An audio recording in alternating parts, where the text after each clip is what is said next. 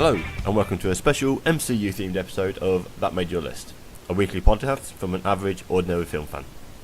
My name is Dave Goodger, and this week, in honour of the cinematic masterpiece that is Avengers Infinity War, I'm recapping the Marvel Cinematic Universe. Right, I'm going to be honest with you, this is not going to be 100% serious. It's going to be accurate, just not entirely serious. So, starts at the beginning. At the beginning of creation, way back when there was 6 all-powerful gems. The space, mind, reality, power, soul and time stones. Collectively known as the Infinity Stones, they are going to weave their way through the Marvel Cinematic Universe and influence nearly every single film. So remember them, yeah? Okay, you got them in the head? Remembered? Good. Right. Fast forward from the beginning of creation to the 1940s, and a scrawny Steve Rogers is trying to enlist in the US Army, just like his best friend James Buchanan, Bucky Barnes. Remember the name? He'll be back. After being turned down time and time again, he volunteers for an experiment that turns him into Chris Evans. Howard Stark, remember the surname, first name not important, gives the newly named Captain America a bulletproof shield made from vibranium. And, after doing a little bit of cabaret, Cap deserts and gets lucky rescuing a shit ton load of POWs, including his best friend, Bucky Barnes. These guys go on to form the Howling Commandos and take the fight to Hydra. Now, Hydra is a scientific wing of the Nazi army led by a guy called Red Skull, who took some kind of knockoff version of the super soldier serum that made Captain America, and that led him to having like a red skull. I think that's why they named him that. Anyway, right, the Red Skull is using something called the Tesseract to power new and extremely powerful and experimental weapons. Bucky falls from a train, is presumed dead. Don't forget him though, he might come back. Steve then fights Red Skull on a massive bomber that's heading over the Arctic or Antarctic. Arctic? One of them is over the ice anyway. He beats up Red Skull so badly that he vanishes, never to complete his mandatory 3-film contract. Steve then crashes the bomber in the ice rather than trying to survive because plot. He then freezes himself and the Tesseract in the bargain. Right, now we move from the 1940s all the way up to around about 2005. The US military is having a great idea and trying to revive the super soldier program that created Captain Popsicle. They turn to uber scientist Bruce Banner for help, but it all goes a little bit pear-shaped and he turns into a huge unstoppable raging green monster and goes on the run. Now Edward Norton's Bruce Banner is hiding out in Brazil, using his unmatched brains and intellect to repair a drinks company conveyor belt, when plot happens and Tim Roth attacks him. Norton escapes, goes back to the USA, and Tim Roth is given a bad batch of steroids and he turns into a different rage monster that fights the Hulk, and together they kind of break Harlem. Moving onwards then from 2005 to 2011 now, and Howard Stark's son Tony, see, told you, remember the surname, has made a little bit of money selling weapons to the military, but gets himself kidnapped and injured. He then escapes after going all A-team on the terrorists that have kidnapped him and making an iron suit of armour and kicking ass. Tony then goes home, has a cheeseburger, decides to stop selling weapons and falls for his PA Gwyneth Paltrow. He then builds a better suit of armour, wipes out the terrorists again, before Gwyneth calls Agent Coulson from the Strategic Homeland Intervention, Enforcement and Logistics Division. They become quite important as the MCU progresses, so remember that long important name. Everyone works together to stop a hostile takeover by Tony's best mate. Then Mickey Rourke turns up and interrupts the Monaco Grand Prix in one of only 4 good parts of Iron Man 2. Tony's best mate then nicks the spare suit and weaponises it, renames it War Machine. Scarlett Johansson then turns up and kicks Jon Favreau's butt in the boxing ring. And Iron Man and War Machine team up to beat Mickey Rourke's terrible Russian accent. While this is going on, Aussie Beefcake Chris Hemsworth gets so cocky that his dad, Odin, knocks him down a peg or two, kicks him out of Asgard, down to Earth, and goes for lunch with his adopted son Loki. old Goldilocks then sweeps Padme Amidala off her feet, tries to pick up his hammer, which has fallen down with him. While he's doing that, he's being watched by some kind of modern day Robin Hood. This doesn't go well because he's not learned his lesson and he can't pick it up. He then learns his lesson, picks up the hammer and goes home to bully his baby half-brother by throwing him off a bridge into never-ending space. This takes us then from 2011 up to 2012, and Captain Popsicle and the Tesseract have been found and defrosted. Steve is alive, because science, and the Tesseract is given to a one-eyed man called Nick. He gives the Tesseract to Padme's friend, Dr. Eric Selvig. Now he's going to be quite important to another film later on. Okay, so he's studying the Tesseract under the watchful eye of Robin Hood. Loki survived his trip through space and is teamed up with an alien race called the Chitauri, and they try to conquer Earth. He arrives on Earth with a bolt-shooting, mind-controlling spear and nicks the Tesseract with the help of Robin Hood. Nick then sends Captain Popsicle and Black Widow, Scarlett Johansson in a very fetching black skin-tight onesie, to arrest Loki. They need some help doing this, so Iron Man plays very loud music until Loki gets a bad headache and gives up. Then Thor comes back to bully his brother again and gets into a scrap with Cap and Iron Man. Everyone goes back to S.H.I.E.L.D.'s flying boat thing, where they are joined by Bruce Banner, who's had plastic surgery to make himself look like Mark Ruffalo. Stuff happens, Robin Hood comes back to the good side, Coulson is killed by Loki because now the team have someone to avenge, aliens invade New York, the Avengers beat them up, Hulk catches up with Loki and calls him a puny god after wiping the floor with him. The US military decided it's better to detonate a nuclear weapon over a city filled with civilians rather than let the heroes do what they do and win. Iron Man sends this into space instead and everyone goes for shawarma, whatever that is.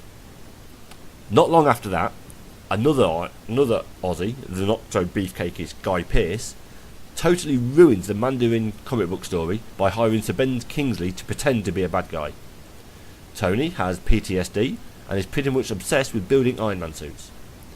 Guy kidnaps first the President and then Pepper Potts, who is Gwyneth Paltrow, but he gets killed and Tony destroys all his suits.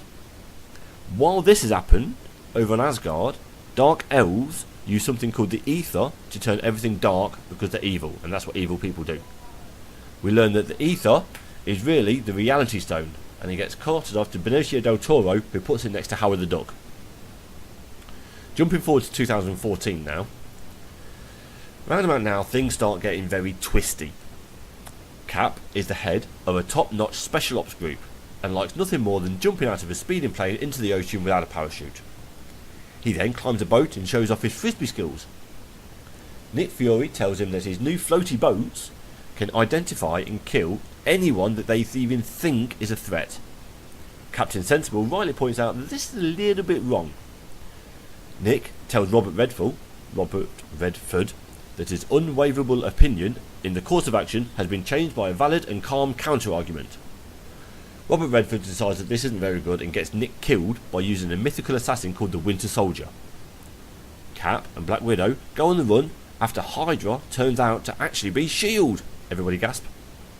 But they can't stay hidden for long because Cap is Chris Evans and one of the best looking men on the planet, and Black Widow happens to have been voted the sexiest woman on the planet by a men's magazine. They track down the Winter Soldier, who turns out to be a brainwashed Bucky Barnes. Everybody gasp. Cap and ScarJo team up with a military vet who just so happened to have stolen a multi-million-dollar jetpack when he left the army. Just then, Nick Fury comes back from the dead. Everybody gasp. They team up together and tell the internet that Hydra is S.H.I.E.L.D. and that is bad. Bucky saves Cap and turns good. While this is going on, an orphaned alien abductee obsessed with old music called Peter Quill steals a not very well guarded artifact before his so-called crewmates can get it. Uber lazy bad guy Thanos, remember him, sends his daughter Gamora, who looks a little bit like Hulk but without the rage or strength or dual personalities. Basically, they're both green, to steal the artifact from Peter, but falls foul of a talking raccoon and a tree. The four of them are sent to prison because plot, where they meet a retired wrestler, Batista. The 5 then escape and defend the planet that arrested them. Because plot. After that, it turns out that the artifact is really one of the Infinity Stones, the Power Stone. The tree sacrifices himself and is reborn as his own son. Yeah, because science. And then the self-titled Guardians of the Galaxy give the Power Stone to the Nova Corps, who are a type of galactic police. The Guardians then pimp themselves out to be troubleshooters, before Peter finds out that his dad is a planet god called Ego, who looks very much like Snake Plissken. Oh yeah, also his dad killed his mum by giving her cancer, and that's bad. So Peter kills his dad, and toy shops sell a lot of baby tree toys. Moving on now then, 2015. We're getting really close to modern day now. So, 2015, the Avengers didn't reassemble when the not very beefcake Aussie kidnapped the presidents, nor did they reassemble when Hydra took over S.H.I.E.L.D. and threatened to wipe out everyone that was a threat to them. But they do regroup to pose for a handy promo shot in the woods of fictional country Sokovia. Oh, I'm terrible with that. Because Loki's spear that was stolen by Hydra and might be in a castle in there. They recaptured the spear after running into the 2 of the X-Men that Fox had let the right slip. Tony Stark and a not mad Hulk found out that Loki's spear had a hidden Infinity Stone in it. Who would have thought? This one's the Mind Stone. They decide to use this power to create an ultra-intelligent AI called Ultron. That goes badly, because plot.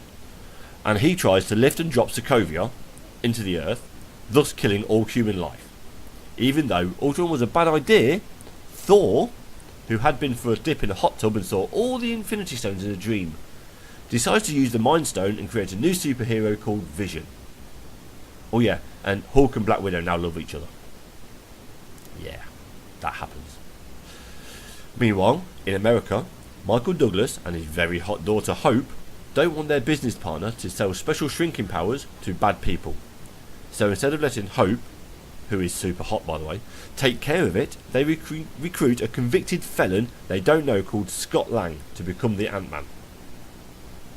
On to 2016, Iron Man, after being shown a photo of a total stranger, tries to get the Avengers to agree to being overlooked by the United Nations after killing hundreds, or more likely thousands of people over the past 2 Avengers films. Chris Evans, Falcon, and the surviving X-Man, woman, and Robin Hood all say no because they've had a marathon viewing of all the MCU films so far and realise that government officials are bad. The bad guy then kills the king of a fictional but really advanced country, Wakanda, and frames Bucky. The Crown Prince turns into the never heard of before superhero Black Panther. He goes after Bucky, who is saved by Cap. You keeping here? You keeping up? Right. Everyone except Hulk and Thor choose sides and they all fight in an airport. Spider-Man turns up and impresses everyone watching. Iron Man realises that Bucky didn't kill the king, but finds out that he did kill his mum, so they fight again.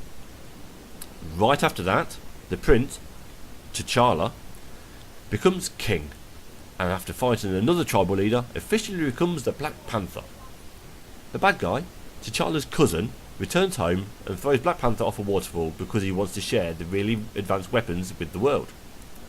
He then becomes Black Panther after getting high on some herb. T'Challa returns from the dead, everybody gasp, and they all fight. T'Challa and his really, really clever sister win, and they share the weapons with the world anyway. After the fight in the airport, Spider-Man goes home and really wants to be an Avenger, and bugs Jon Favreau constantly to try and make it happen. He then falls for the daughter of blue-collar criminal Michael Keaton, who's stealing alien tech using a bird-shaped jetpack and selling it to anyone who buy it. Things go wrong, things go right, and Spider-Man saves the day. Iron Man offers Spider-Man a spot on the Avengers team, which he really, really wanted, but turns it down because he got to do homework, or something. And then because 2016 was a very busy year, cocky surgeon Stephen Strange has a car crash and hurts his hands. He goes travelling to Nepal and falls in with some face-healing magic cult. Doctor Strange finds an Infinity Stone, the Time Stone, in a fancy necklace and uses it to save the Earth from a multi-dimensional bad guy. Right, okay, is everyone caught up? Everyone remember where all the stones are so far? I don't. But anyway, let's keep going. 2017. Aussie Beefcake Thor goes home and finds a local theatre group recounting the last few years of his life. Thor and Loki head to Earth and ask Doctor Strange if they've seen their dad knocking about. Odin tells them they've got a secret sister who wants to destroy Asgard. Secret Sis Hela arrives, destroys Thor's magic hammer and sends him spinning out into the universe. Thor then lands on the junk planet and is immediately sold into slavery as a gladiator. Because plot. He fights Hulk, who happens to be there, and Loki is watching. Because of plot. Thor, Hulk, and a hidden Asgardian warrior leave the planet and beat Hela by getting Asgard destroyed, because logic. Loki goes back and steals the Tesseract because it's really an Infinity Stone, the Space Stone. Right, this brings us all up to date. Everyone knows everything that's happening in the MCU now. It's easy, okay? So, Infinity Stones, check-in time. Time Stone, Doctor Strange in a necklace. The Mind Stone, Vision's forehead. The Reality Stones with the Collector. The Power Stones with the Nova Core. And the Space Stones with Loki. Leaves one, the Soul Stone. Where's the Soul Stone? Does anybody know? I don't know. You know? No? Okay. Right. This leads us right up to the doorstep of the Avengers Infinity War film. Yeah? Everybody happy? Cool. That's it. I'm done. We're done. Thank you for joining me for a very special midweek edition of That Made Your List. Please remember, guys, we're on iTunes and podcasts, so please rate, review, subscribe, and share. Put this onto Bluetooth of the car that you're being driven in or driving in. Make sure someone else listens to it. Actually, maybe not this one, because this is just a bit of fun. Make them listen to a proper one. Okay? We're on Twitter at ThatMadeYour, Facebook at ThatMadeYourList. Now from there, you'll find the pinned post with all the questions asked during the normal full-length editions of this. You can email the pod on thatmadeyourlist@outlook.com. Yeah, we'll be back again at the weekend with another special guest doing the full 20 questions. My name is Dave Goodger, and this has been That Made Your List.